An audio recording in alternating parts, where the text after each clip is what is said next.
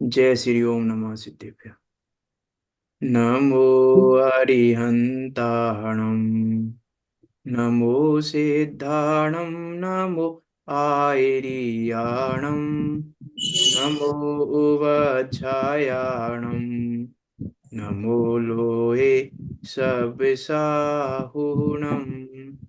मंगलम भगवान वीरो मंगलम गौतमो गणी मंगलम कुंद कुंदारियो जैन धर्मोस्तु मंगलम सर्वे मंगल मांगल्यम सर्वे कल्याण कारकम प्रधानम सर्वे धर्माणाम जैनम जयतु शासनम तज्जयति परम ज्योति समम समस्तेरिनंत परियाय दर्पण तले इब सकला प्रतिपदार्थे मालिका यत्र परिमागमस्य जीवम् निषेध्य जात्यन्त सिन्धुर्विधानम् सकलिन बिलसितानां विरोधि मथिनमिनमाम्यनेकान्तम् विरोधि मथिनं नमाम्यनेकान्तम् नमीनाथ जजूं जिन नाथ भजूं मिथ्या संकल्प विकल्प तजूं प्रेमदा का ये बहुत समाज था। ही से बेसुख का प्रेमदा का बहुत समाज कारण था। है निज भाव सजूं निज भाव भजूं अति पुण्योदय जागा स्वामिन बहुमान आपका आया जैसे आज है ले लो बेईमान। वंदन करते ले लो। ज्ञानानंद गणेश भाई की आज। सागर अंतर में उछलाया है।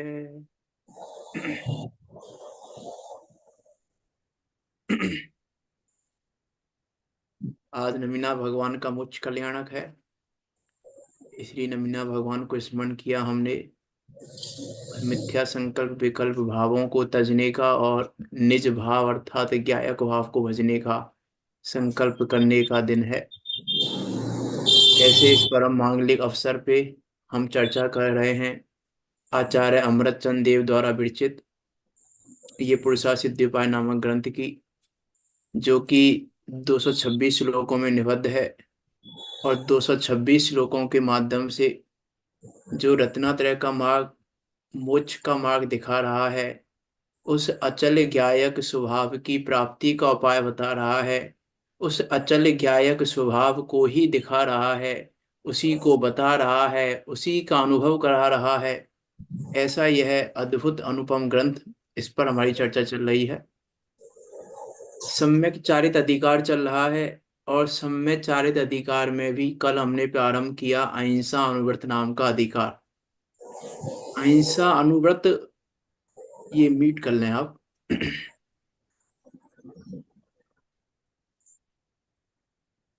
म्यूट कर लें आप जो भी है। अहिंसा अनुव्रत अर्थात अहिंसा का कुछ अद्भुत स्वरूप आचार्य अमृतचंद देव यहाँ बताने वाले हैं, कहने वाले हैं। वो स्वरूप कहने वाले हैं जो हमने ना सोचा है, ना विचारा है, ना जानते हैं हम सब। मीसु कुछ अद्भुत कहने वाले हैं अहिंसा के बारे में। मी हमारी कल्पना से परे है उस अहिंसा को यहाँ कहने वाले हैं आचार्य अमृतचंद देव। ऐसे उस अहिंसा को हम यहाँ पढ़ने जा रहे हैं। एक बात और कह दूं मैं प्रारंभ होने से पहले, मैंने एक दिन पहले भी कहा था कि मंगलाचरण किए बिना जिन 1 घंटे जिनवाणी पढ़ने का कोई फल नहीं है, विनय बहुमान नहीं है। तो मी से मंगलाचरण के टाइम पे भी मैं देख रहा था काफी सारी आवाजें आ रही थी। मी से मैंने एक दिन पहले भी कहा था कि 1 घंटे के प्रवचन में, क्लास में, उस जो 2 मिनट का मंगलाचरण है उसकी वैल्यू उस 48 या 58 मिनट, उस 58 मिनट से अधिक वैल्यू है 2 मिनट की। मंगलाचरण कैसे करते हैं, वो रटी पटी बातों को मैंने मना एक दिन पहले भी कहा था कि वो तो सब है, लेकिन मंगलाचरण का रियल मीनिंग क्या है हम उसका विचार करें मंगलाचरण के टाइम पे। वो तो पूरी क्लास में ही नहीं करें हम, लेकिन मंगलाचरण के टाइम पे जो विनय और बहुमान, उसके बिना ज्ञान की आराधना नहीं हो पाएगी। उसके बिना हमारा ये 1 घंटा सुनना व्यर्थ चला जाएगा यदि हमने मंगलाचरण नहीं किया। इसलिए हर जगह मंगलाचरण की वैल्यू है, विनय की वैल्यू है। मंगलाचरण का नाम है विनयाचार, बहुमानाचार, उपधानाचार, ये मंगलाचरण है। उसके बिना हम नहीं कर पाएंगे वास्तव में। विचार करना, इधर चलते हैं हम 42 नंबर के श्लोक पे। क्या कह रहे हैं यहाँ पे, देखो, 5 पाप एक हिंसा स्वरूप ही है। कैसी है वो हिंसा? देखो 42 नंबर का श्लोक पढ़ते हैं। आत्म परिणाम हिंसन हेतु तात सर्वमेव हिंसते अनर्थ वचनादि केवलम उदाहतम शिष्य बोधाय। क्या कह रहे हैं? आत्मा के परिणाम की हिंसा अर्थात आत्मा के परिणाम का घात, अर्थात आत्मा के सदुपयोग रूप परिणामों का घात, अर्थात आत्मा के ज्ञायक भाव का घात, अर्थात ज्ञायक भाव से च्युत होना ही आत्म परिणामों की हिंसा है। और वो वही सब हिंसा ही है, क्योंकि असत्य वचन आदि में भी हम अपने ज्ञायक भाव से च्युत हो रहे हैं, इसीलिए आत्म परिणामों का घात कर रहे हैं। और आत्म परिणामों का घात होने से वो भी हिंसा है। कल लास्ट में एक प्रश्न आया था 10 लक्षण धर्मों के संबंध में। किन्ने पूछा था वो, है कि नहीं है वो साधारण में? चलो कोई बात नहीं। कल लास्ट में प्रश्न आया था 10 धर्मों के संबंध में। तो देखो 10 धर्मों के संबंध में भी यदि हम इसको घटाएं, हिंसा की परिभाषा को, तो क्रोध करना तो हिंसा है ही। क्रोध करना, क्रोध का भाव तो हिंसा है ही। लेकिन क्षमा का भाव, क्षमा कर रहे हैं हम क्रोध कर रहे हैं, ये तो हिंसा ही है। लेकिन हमने क्षमा कर दिया, हम क्षमा कर रहे हैं, ये हिंसा है कि अहिंसा है?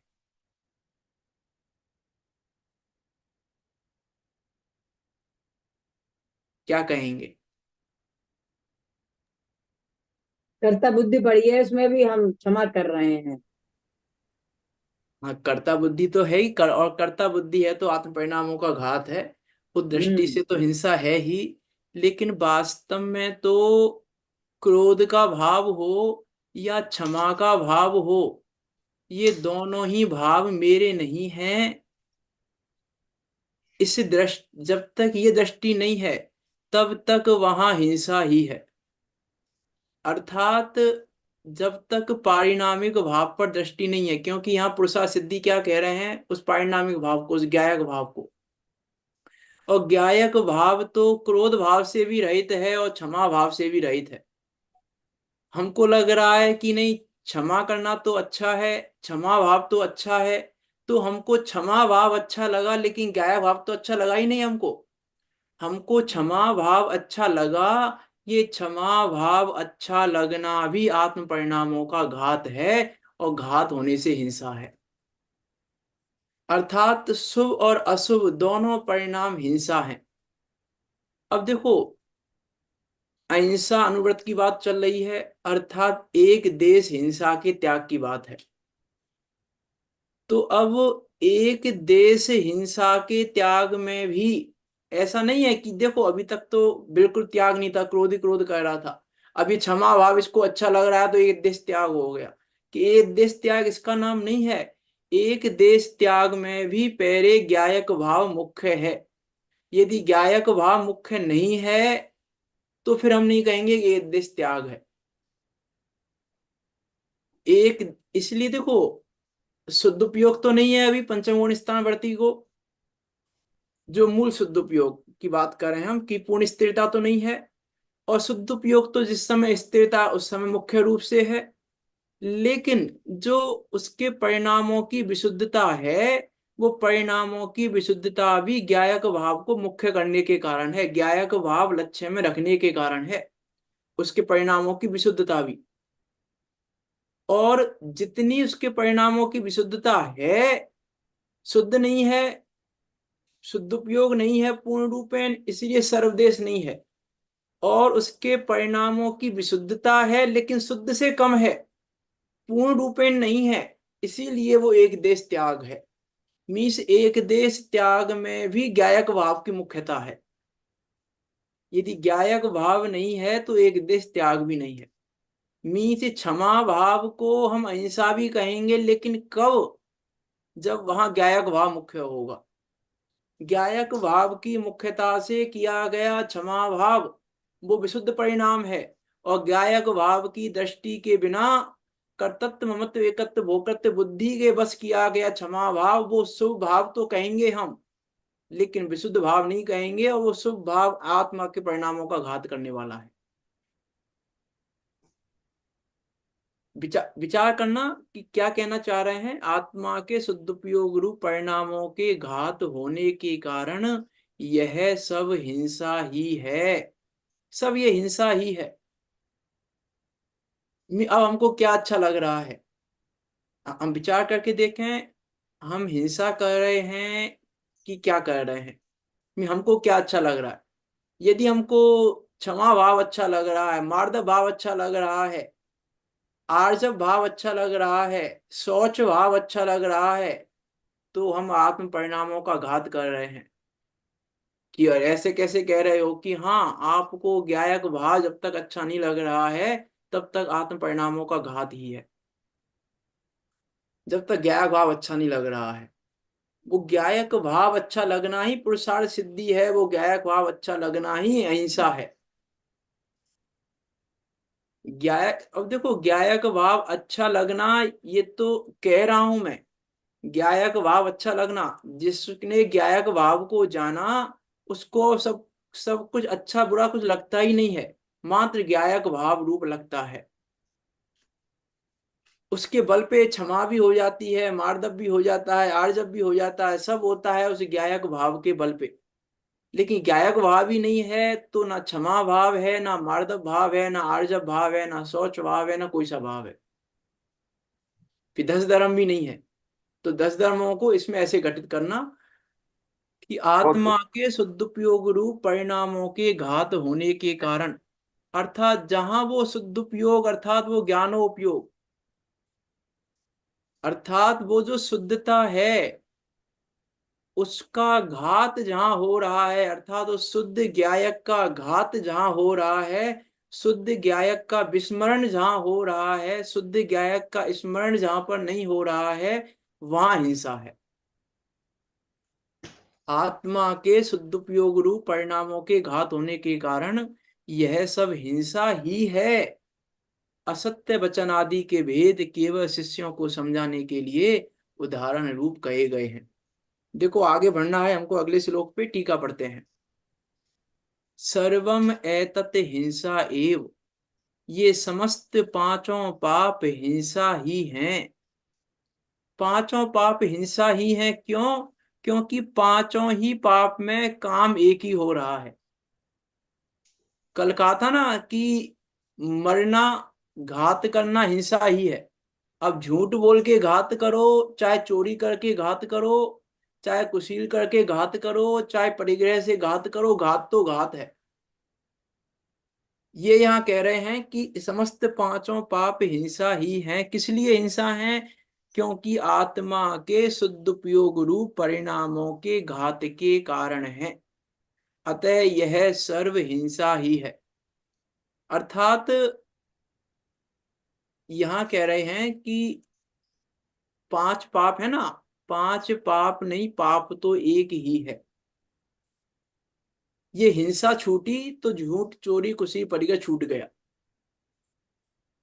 कि हमने झूठ बोलना छोड़ दिया कि ये भी हिंसा है। हम अब चोरी नहीं करते, ये भी हिंसा है। विचार विचार करना, हिंसा कहाँ तक है। हिंसा हिंसा की बात तो भी आगे आनी ही है, हिंसा की और अहिंसा की, कि कहाँ तक हिंसा है। हम और आप वास्तव में हिंसा ही कर रहे हैं। अहिंसा को तो जानते ही नहीं। अहिंसा क्या है वास्तव में? अरे अहिंसा परमो धर्म ऐसे ही नहीं हो गया। अहिंसा परम धर्म ऐसे ही नहीं हो गया। आत्म परिणामों का घात नहीं होता, इसीलिए वो परम धर्म है। अहिंसा परमो धर्म कहाँ की सूक्ति है? पर ये अहिंसा को मान रहे हैं, जो वो की हिंसक है। कुछ पूछ रहे हैं क्या आप?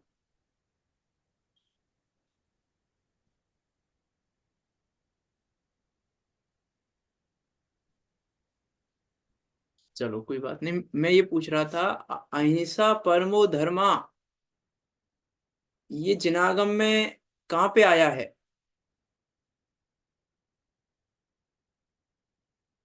जिनागम में है कि नहीं है ये अहिंसा परमो धर्मा?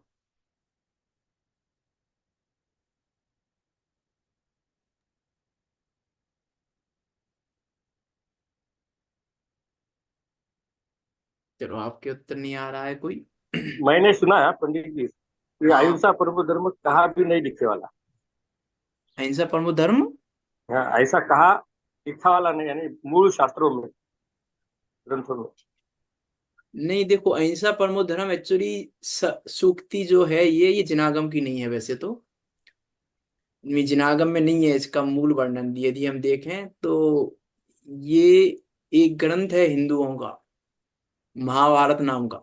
गीता तो अलग है, एक महाभारत नाम का ग्रंथ है जिसमें रात्रि भोजन त्याग आदि की बहुत सारी बातें हैं। पंडितोरम जी ने रेफरेंस लिया है छठे अधिकार में उस ग्रंथ का। छठे में, हाँ छठे में लिया है सर। तो उस ग्रंथ में ये सूक्ति है अहिंसा परमो धर्म। अर्थात जिस अहिंसा, जो अहिंसा अन्य मतों की अहिंसा जहाँ समाप्त होती है, वहां पर जिनागम की अहिंसा का प्रारंभ होता है। तो जब उस अहिंसा को, जिसके समापन पे हमारी अहिंसा प्रारंभ होती है, जब उस अहिंसा को परम धर्म कहा जा रहा है, तो हमारी अहिंसा किस लेवल की होगी?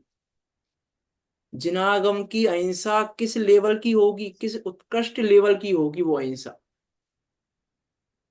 विचार कर। वो उत्कृष्ट लेवल तो दिखाएंगे आचार्य अमृतचंद देव, क्या लेवल है वास्तव में अहिंसा का, क्या है वास्तव में अहिंसा, उसका तो लेवल समझाएंगे आचार्य अमृतचंद देव। लेकिन विचार करके देखें, यहाँ तो हिंसा की पहली पहली श्लोक में ही अहिंसा का लेवल दिखा दिया है। पहले श्लोक में ही अहिंसा का लेवल दिखा दिया। जैसे कहते हैं ना, पहले बॉल पे सिक्स मार दिया। ऐसा है कि पहले श्लोक में ही अहिंसा का वो लेवल दिखा दिया, किस लेवल की अहिंसा की बात करने वाला हूं मैं। अहिंसा की बात कहाँ जाकर करूंगा, किस लेवल पर जाकर अहिंसा की बात करने वाला हूं।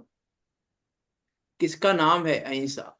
हम कहाँ कहाँ रह रहे हैं, कहाँ विश्राम कर रहे हैं, हम अपना संबंध कहाँ से रख रहे हैं? कल बात की थी संबंध विच्छेद की। हम अपना संबंध कहाँ से रख रहे हैं? हम कहाँ पर अटके हुए हैं? हम अहिंसा पर पहुंच रहे हैं कि नहीं पहुंच रहे हैं? अहिंसा का स्वरूप समझ रहे हैं कि नहीं समझ रहे हैं? मात्र इतना कहने से काम नहीं चलेगा। आत्म परिणामों का घात होने का नाम हिंसा है। हमें विचार करना पड़ेगा कि हम हिंसा कर रहे हैं कि अहिंसा कर रहे हैं, और अहिंसा किस प्रकार हो सकती है। अब हमको लग रहा होगा अरे ये तो बहुत हाई लेवल की बात है, ये तो मुनिराजों की बात है। कि नहीं, मुनिराजों की बात नहीं, श्रावक की बात चल रही है। अब तो मुनिराजों की बात तो हो गई। अब तो मूल श्राव का चार चल रहा है। अब तो अनुव्रतों की चर्चा चल रही है, अहिंसा अनुव्रत की चर्चा है यहाँ पे। यहाँ महाव्रत की चर्चा नहीं कर रहे आचार्य अमृत चंदेव, अनुव्रत की चर्चा कर रहे हैं। अनुव्रत की चर्चा में ये डेफिनेशन दे रहे हैं। अनुव्रत की चर्चा में डेफिनेशन दे रहे हैं, ये महाभारत की चर्चा में नहीं दे रहे हैं। तो हम ये नहीं समझे कि अरे ये तो हाई लेवल की बात है, कि नहीं, ये हमारे योग्य बात है, हमारे लिए बात है। विचार करके देखें कि हमारी प्रतीति क्या कह रही है। हम अपनी प्रतीति में क्या लेके बैठे हैं? हम अपनी प्रतीति में क्या समझ के बैठे हैं? हम अपनी प्रतीति में क्या देखते हैं अपने को? उससे डिसाइड होगा हिंसा हिंसा है कि अहिंसा है। हम अपने प्रतीति में, अपने अनुभव में क्या लेके बैठे हैं। यदि हम अपनी प्रतीति में औपाधिक भावों को लेके बैठे हैं तो हिंसा है, आत्म परिणामों का घात हो रहा है। यदि हम अपनी प्रतीति अनुभव में औपाधिक भावों को लेके बैठे हैं, औपाधिक भावों को लेके बैठे हैं, जब तक हमारी प्रतीति में वो पारिणामिक भाव नहीं है तब तक हिंसा ही है।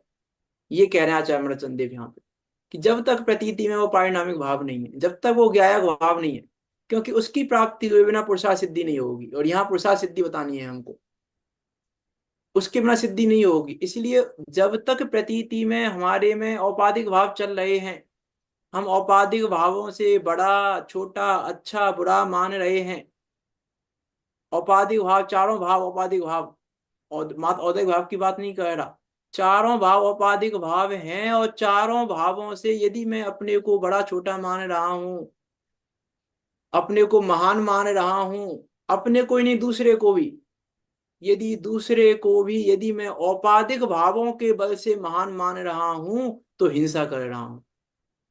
हिंसा है ये, आत्म परिणामों का घात है ये। यदि मैं अपने को भी और दूसरे को भी, विचार करके देखना, यदि अरिहंत और सिद्ध भगवान को भी यदि मैं केवल ज्ञान से महान देख रहा हूं तो हिंसा कर रहा हूं, क्योंकि वो केवल ज्ञान से महान नहीं है, वो अपने ज्ञायक भाव से महान है। यदि मैं ज्ञायक भाव नहीं देख रहा हूं वहां पे तो जिन दर्शन से निदर्शन नहीं होगा, अर्थात अहिंसा नहीं होगी। मैं किससे बड़ा मान रहा हूं, अपने को भी और दूसरों को भी, उससे डिसाइड होगा कि हम आत्म परिणामों का घात कर रहे हैं कि अच्छा कर रहे हैं। क्या कर रहे हैं हम, आत्म परिणामों का घात कैसे रुके, सॉल्यूशन क्या है इसका। आत्म परिणामों के घात के रुकने का अर्थात अहिंसा अनुव्रत का सॉल्यूशन क्या है। अहिंसा अनुव्रत कैसे धारण करें, कि अहिंसा अनुव्रत धारण करने के लिए पहले अपनी प्रतीति में ज्ञायक भाव को लेना पड़ेगा। यदि प्रतीति में ज्ञायक भाव नहीं है तो अहिंसा अनुव्रत नहीं हो सकता। अब सोचो, अनुव्रत धारण करने के लिए भी क्या चाहिए, अहिंसा अनुव्रत को धारण करने के लिए। इसका नाम तो यहाँ कुछ कह ही नहीं रहे, एक देश त्याग। हमने इतनी हिंसा छोड़ दी, हमने ये छोड़ दिया, हमने मन वचन काया से हिंसा करना छोड़ दिया, इसकी तो बात ही नहीं कर रहे यहाँ पे। उस एक देश त्याग की तो बात ही नहीं कर रहे। मैंने भी कहा ना, एक देश त्याग किसका नाम है। एक देश त्याग में भी पहले ज्ञायक भाव चाहिए। यदि वो ज्ञायक भाव नहीं है, जब तक शुद्ध उपयोग है ना, शुद्ध उपयोग का अर्थ ही ज्ञायक भाव है। उपयोग की शुद्धता अर्थात तो ज्ञान उपयोग की शुद्धता अर्थात वो ज्ञायक भाव, वो शुद्ध ज्ञायक भाव, वो ज्ञात वो तो वो ही है आचार्य कुंद कुंदेव की भाषा में। वो ज्ञात वो तो वो ही है। जब तक ये प्रतीति नहीं है तब तक हम हिंसा कर रहे हैं। जब तक ये प्रतीति नहीं, जब तक ये निर्णय नहीं है, प्रतीति अर्थात निर्णय, जब तक ये प्रतीति नहीं है, जब तक ये निर्णय नहीं है, जब तक ये अनुभव नहीं है, तब तक आत्म परिणामों का घात ही हो रहा है। विचार विचार करके देखें हम कि हम क्या सोच के बैठे हैं और वास्तव में क्या है वस्तु स्वरूप। किस प्रकार से हम ये रत्नात्रय को, किस प्रकार से, रत्नात्रय के लिए भी ज्ञायक भाव चाहिए पहले। देखो आगे चलते हैं, ये तो समय निकल जाएगा इसमें, ऐसे तो विचार करना क्या कहना चाह रहे हैं आचार्य अमृतचंद देव। अभी भी आत्म परिणाम हिंसन हेतु तो अतः एतत् सर्वम हिंसेव, इस लाइन में अभी माल भरा है, माल भरा हुआ है बहुत सारा विचार करने के लिए। विचार करना, आगे चलते हैं। प्रश्न देखो पनिटोडम जी क्या प्रश्न कर रहे हैं यहाँ पे। यदि हिंसा ही है, यदि जो बाकी के चार पाप हैं यदि ये हिंसा ही हैं, तो ये अन्य भेद कहे क्यों गए जिनवाणी में।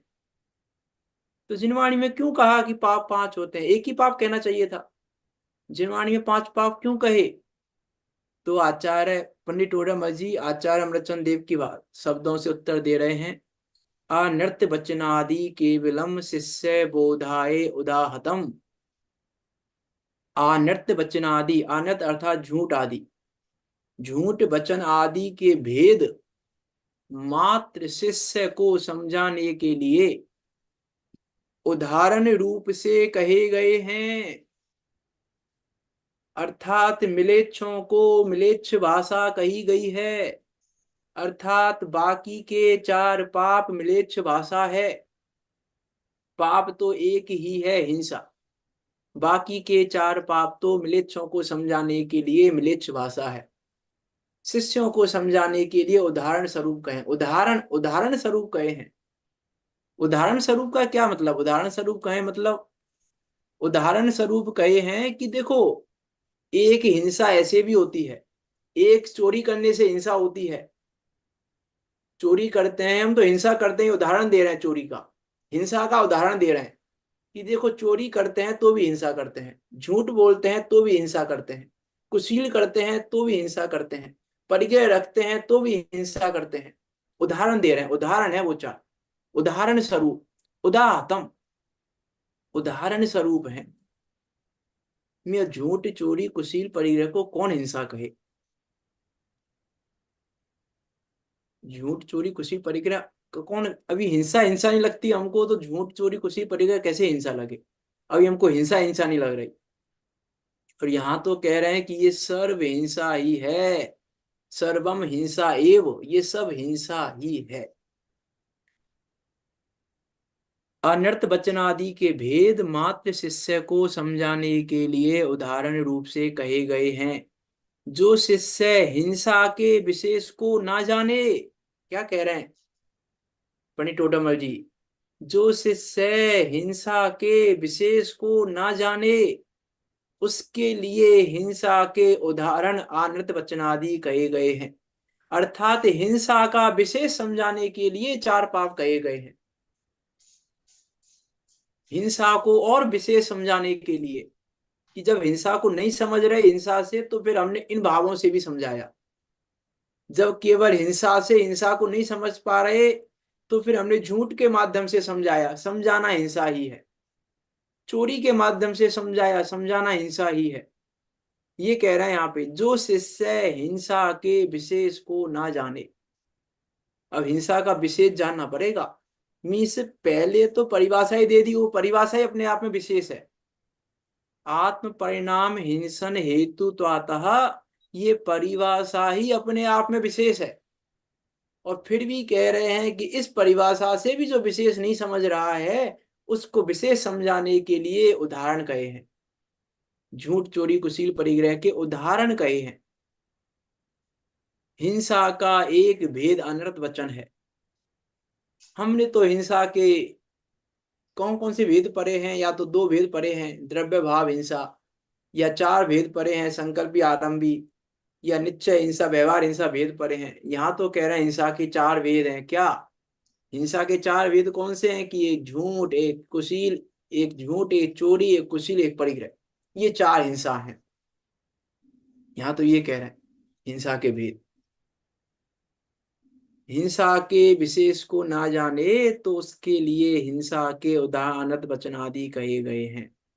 हिंसा का एक भेद अनर्थ वचन है, एक चोरी है।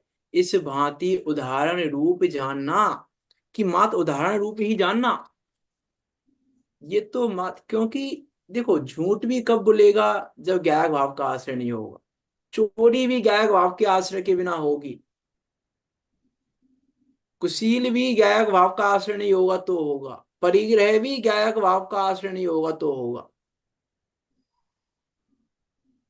अरे, एक के पास परिग्रह नहीं है तो भी परिग्रह पाप करता है, और एक के पास परिग्रह है तो भी वो हिंसा से दूर है, तो भी वो अहिंसानुव्रत का धारी है।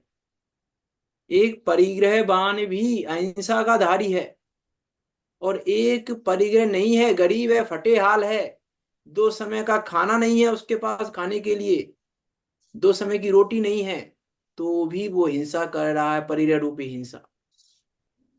तो किसके आधार से कह रहा है? कि ज्ञायक भाव के आश्रय, बिना आश्रय के हिंसा हो रही है। ज्ञायक भाव का आश्रय नहीं है, इसीलिए बाहर में एकत्व ममत्व कर्तृत्व भोक्तृत्व है। अर्थात ज्ञायक भाव के आश्रय में एकत्व ममत्व कर्तृत्व भोक्तृत्व का अभाव हो जाता है।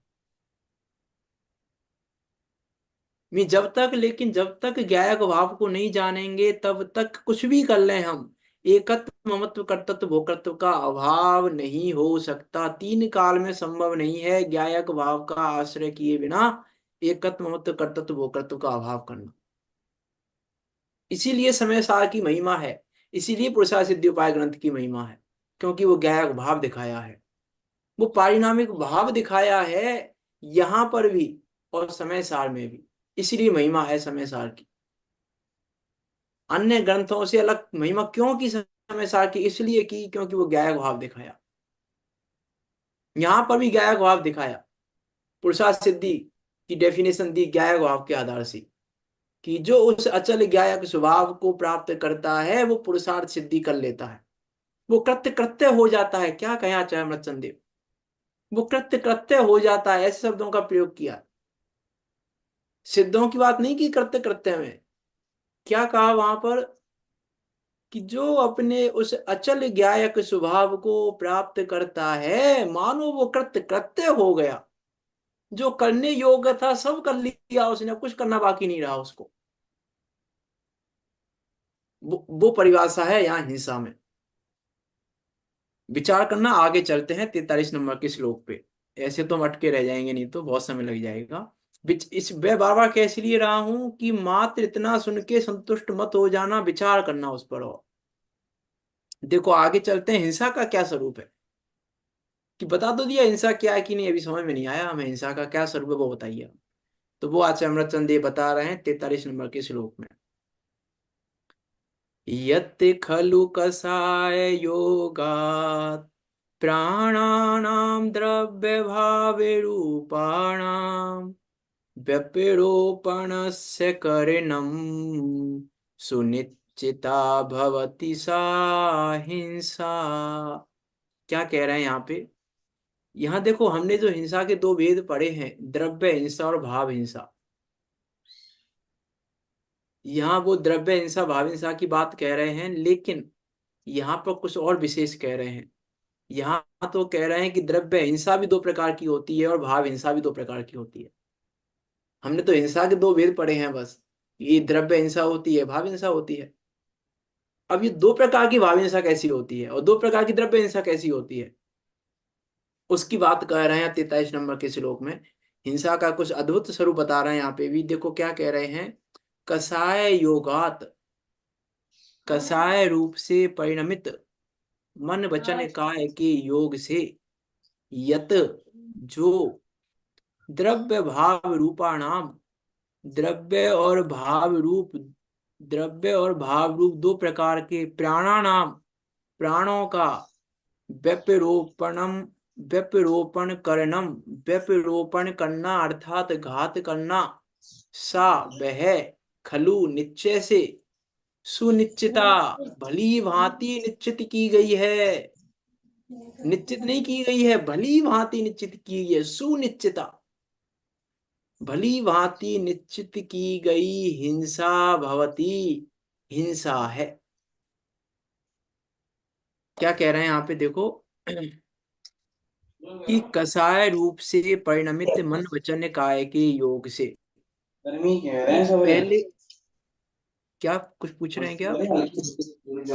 मरोड़ी टाइप की।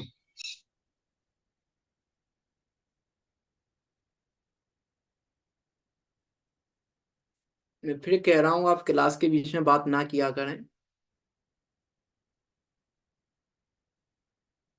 ये फ्लो तो बिगड़ता ही है, अभिनय भी होती है, और हम ज्ञान की विराधना कर लेते हैं इतनी देर में। एक अभिनय, एक सेकंड का अभिनय कितना बड़ा बंद करा देगा ये हमें पता नहीं है। एक सेकंड का अभिनय, प्रथमा नियम अनेक उदाहरण है ऐसे। देव शास्त्र गुरु की 1 मिनट की अभिनय कितना बड़ा दुख दे देती है, कितना बड़ा बंद करा देती है, इसकी पता नहीं है हमें। 1 मिनट की अभिनय, 1 सेकंड की अभिनय। इसलिए मैं बार बार कह रहा हूं कि हमें विनय बहुमान है ही नहीं वास्तव में। विनय बिना विनय और बहुमान के कैसे पढ़ेंगे, कैसे सुनेंगे, कैसे धारण करेंगे हम? बिना विनय के उपधान नहीं होता। बिना विनय के धारण नहीं होता। विनय विनय आचार के बाद उपधान आचार है। जब तक विनय नहीं होगी तब तक उपधान होगा ही नहीं, चाहे तुम 24 घंटे पढ़ लो और सुन लो। 24 घंटे पढ़ लो, मैं तो ये कह रहा हूँ 24 घंटे पढ़ लो और सुन लो तो भी कुछ भी धारण नहीं होगा, यदि विनय भाव नहीं है तो। विचार करना हम क्या कह रहे हैं वास्तव में। मैंने पहले भी कहा था, चारित्र की डेफिनेशन के टाइम पे भी कहा था, पाप युक्त मन वचन काय की प्रवृत्ति वाले, उसमें भी मैंने ये बात कही थी कि हम कर रहे हैं, हम जिनवाणी सुन रहे हैं कि 1 घंटा निपटा रहे हैं। हम कर क्या रहे हैं? मीन्स हम मात्र देखो बातें कर रहे हैं अभिनय पूर्वक, तो वो तो महापाप है। वो तो महापाप है ही यदि हम अभिनय करके, बिना विनय बिना बहुमान के यदि हम पढ़ रहे हैं, सुन रहे हैं, कुछ भी कर रहे हैं, तो हम सिर्फ और सिर्फ ज्ञान की विराधना का पाप कर रहे हैं। नहीं नहीं, हम आराधना के योग्य नहीं बनेंगे। पात्रता भी नहीं आएगी हमारे अंदर ज्ञान की आराधना की, यदि विनय बहुमान नहीं होगा तो। पात्रता नहीं आएगी, होना तो बहुत दूर की बात है, पात्रता नहीं आएगी। पढ़ के देखो प्रथमा योग, वो 22 मिनट की अभिनय 22 साल का वियोग बना दिया। 22 मिनट की अभिनय ने 22 वर्ष का वियोग करा दिया, 22 वर्ष का दुख दिला दिया 22 मिनट की अभिनय ने। और ये तो वो पुण्य आत्मा थी, इसलिए 22 22 वर्ष का वियोग हुआ मात्र। आप और हम तो इतने पुण्यशाली भी नहीं है। हम तो 1 मिनट की अभिनय ना जाने कितने करोड़ों वर्षों और सागरों में बंद करा देगी, हमारा सागरों में रुला देगी हमको 1 मिनट की अभिनय। इतना बड़ा दोष है ये अभिनय करना। हमें लिखना विचार ही नहीं है, हमें लगता ही नहीं है हाँ ठीक है हो गई अभिनय, हमें लगता ही नहीं है कि हम अभिनय कर रहे हैं। हमें लगता ही नहीं है कि हमें अभिनय बहुमान है।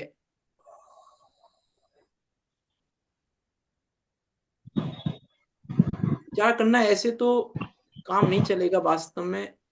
जिनवाणी सुनने से कुछ भी नहीं होता, सीधी बात कह रहा हूं मैं। जिनवाणी पढ़ने से कुछ नहीं होता, जिनवाणी सुनने से कुछ नहीं होता, जब तक विनय बहुमान नहीं है। बिना विनय बहुमान के 11 अंग पढ़ लो तो भी कुछ नहीं होना। ये तो हम 1 अंग का भी छोटा सा पार्ट है पूरी जिनवाणी जो उपलब्ध है।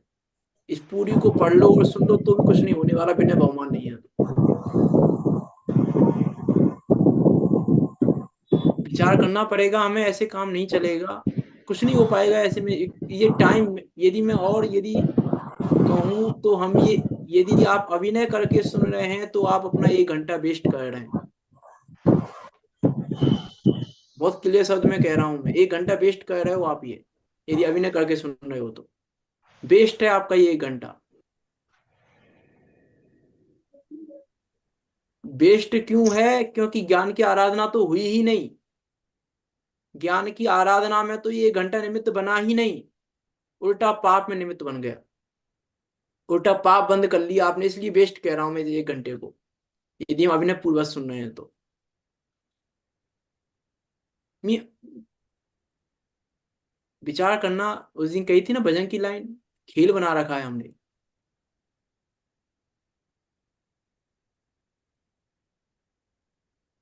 जिन शासन को खेल बनावत होगा फिर हैरान। दिव्य देश ना करने में जाती, मोह कर्म को आँच ना आती। महामोह को आँच ना आती।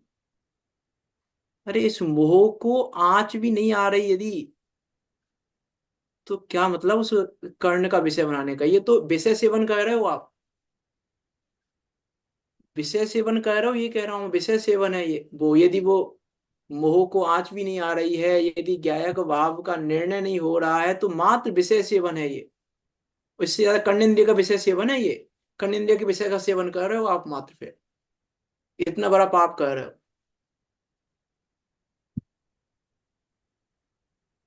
और ये जाल हमको अच्छा लग रहा है, ये जो मोह, ये हम जो जाल फैला रहे हैं ना, हमको लग रहा है हम तो जिनवाणी सुन रहे हैं, अच्छा काम कर रहे हैं हम तो, मोक्ष नहीं होगा तो स्वर्ग ही हो जाएगा, कि स्वर्ग नहीं होगा नरक तिर्यंश का बंद कर लेंगे हम। स्वर्ग तो बहुत दूर रहो। इतना बड़ा पाप है अभिनय पूर्वक सुनना और पढ़ना।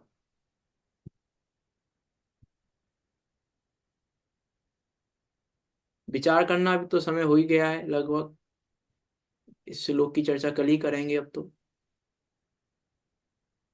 वास्तव में विचार करना कि हम क्या कर रहे हैं अपने साथ, और दूसरों के डबल जी साथ कक्षा नहीं देखो। लगेगी, आप टाइम ले सकते हैं। हाँ, डबल जी कक्षा नहीं लगेगी, आप समय ले सकते हैं। चलो 5-10 मिनट और कर ही लेंगे, लेकिन अब थोड़ा सा वो जब अभिनय होती है तो भी मन अंदर से वो हो जाता है मेरा ये वास्तव तो में। है, ये तो यदि मैं है। अभिनय देखता हूँ तो मेरी हाँ, इच्छा नहीं हो रही है अभी लेने की। ऐसे ही हमारे ब्रह्मचारी वास्तव में कवि जी विचार भाई तो साहब करें थे। हम अपने साथ, देखो दूसरों के साथ तो कुछ नहीं कर पाएंगे हम, नहीं कर पाएंगे, ये तो लेकिन हम बात है। अपने साथ क्या कर रहे हैं हम इसका विचार करें, अपने साथ हम कर क्या रहे हैं। इसलिए मैंने एक शब्द कहा था पहले, मिथ्या संतोष। ये मिथ्या संतोष है हमारा कि हम तो पढ़ रहे हैं, हम तो 2 घंटे सुन रहे हैं, हम तो 4 घंटे सुन रहे हैं। मिथ्या संतोष है ये हमारा, सम्यक संतोष नहीं है ये हमारा। और ये मिथ्या संतोष भवसागर में डुबोने वाला है हमें, उबारने वाला नहीं है, भवसागर से पार लगाने वाला नहीं है मिथ्या संतोष। ये मिथ्या संतोष में जी रहे हैं अभी हम। विचार करना, बाकी चर्चा हम कल करेंगे। क्या क्या चर्चा कर रहे हैं हम, और आप अभिनय करके क्या कर रहे हैं, विचार कर रहे हैं हम। विचार करना, कल ही चर्चा करेंगे बाकी तो। विचार करना, आचार्य अमृतचंद देव हिंसा की क्या परिभाषा देना चाह रहे हैं, हिंसा का क्या स्वरूप समझाना चाह रहे हैं, वास्तव में हिंसा क्या है।